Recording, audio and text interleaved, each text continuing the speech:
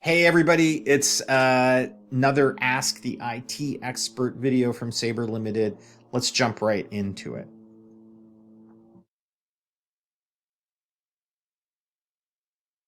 So on this video, what I want to do is I want to answer the opposite of the question they answered in one of my previous videos, which is when you really should have internal IT staff and not have outsourced IT staff.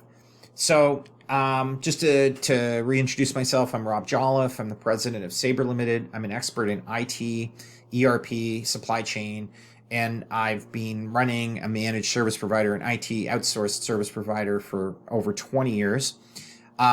We focus on supporting the manufacturing industry primarily and other heavy industrial type businesses, but that's where our strength lies, and a lot of my information or a lot of my knowledge comes from.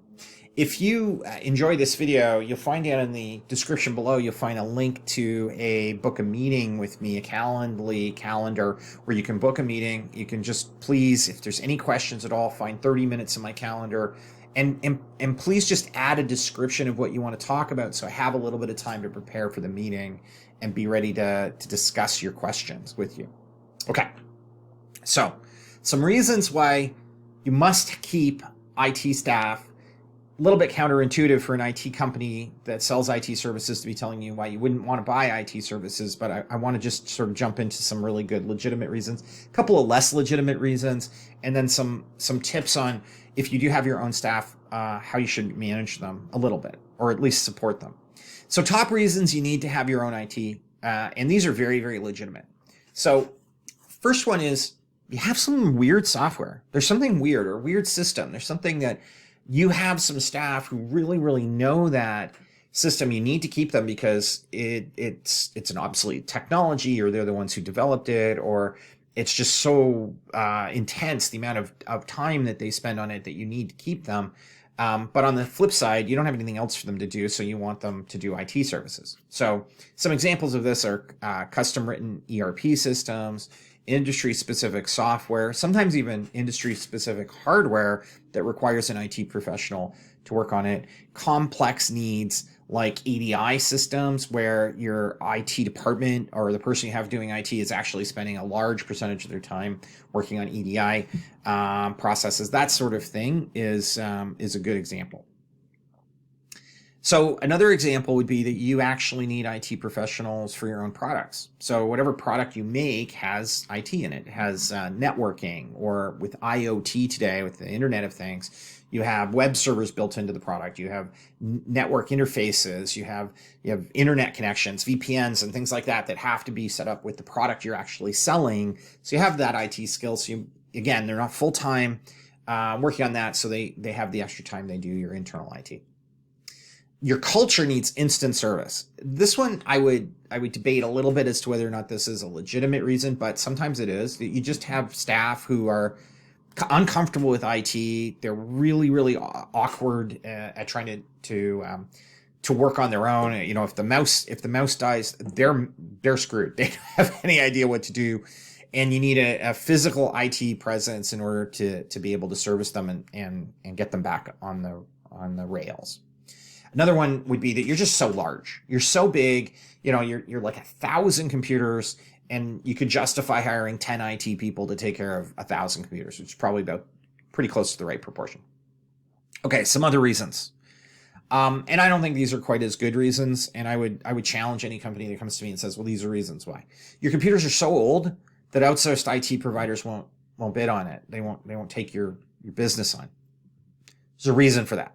You should probably reconsider whether or not you should refresh your computers on some regular cadence. The industry standard is 5 years for desktop computers, about 3 years for laptops, about 7 years, up to about 7 years for servers.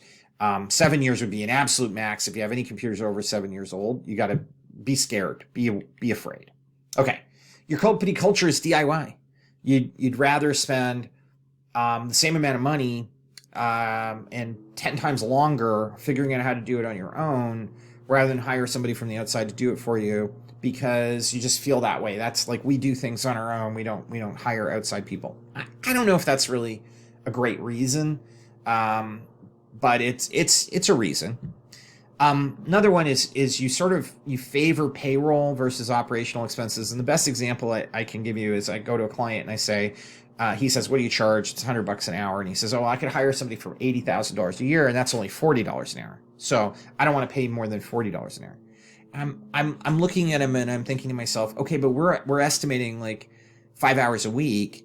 So you're going to hire somebody for 40 hours a week to save $60 an hour on 5 hours worth of work. It doesn't make any logical sense. And yet this is what some people would consider. They look at payroll as being a lower, because they're only looking at the cost per hour. They're not looking at the total hours. I have challenges with that as a justifiable reason for outsourcing IT. Not outsourcing. Okay, so advice if you do keep internal IT. First of all, IT professionals are a trade. And like any trade, like a mechanic or like a carpenter, they need the right tools to do their job. So get them a good RMM tool, a remote management and maintenance tool. Windows Intune is a really good one that they should be getting, but there's more than that, because the desktop PCs need something to remote into and check their patch status and patch the software that isn't just the operating system, which people forget to do. Get a good antivirus. Don't spend the least you can on an antivirus. You should almost spend the most you can on an antivirus. And they could be up to $20, $30 a month per computer for really, really good antivirus that's monitored by a 365 desk someplace. Your IT team, unless you have 10, 20 IT professionals working for you, you won't have 24/7, 365 coverage. Spend it on the antivirus. Get that. Get a system to track your tickets from your users, an IT professional, so that you can manage them. They should be able to do about 8 tickets a day each, about an hour a ticket on an average day would be the appropriate length of time for ticket resolution. You can't measure that if you don't know. Get the ticketing system so that you and they can figure out how many tickets they're getting. Don't be cheap on the backup system. Get the best backup system you can get. IT professionals tend to be introverts. They're not extroverted. They're very unlikely to be confrontational about something. And so they'll back down if you push them on the price of a piece of software. Do we really need it? Isn't there something less expensive? They won't confront that with, yeah, we really need it. It's super important. They're going to back off and say, okay, I'll look for something cheaper. And you know, they'll say that you told them to when the backup doesn't work properly. Okay, wrap up.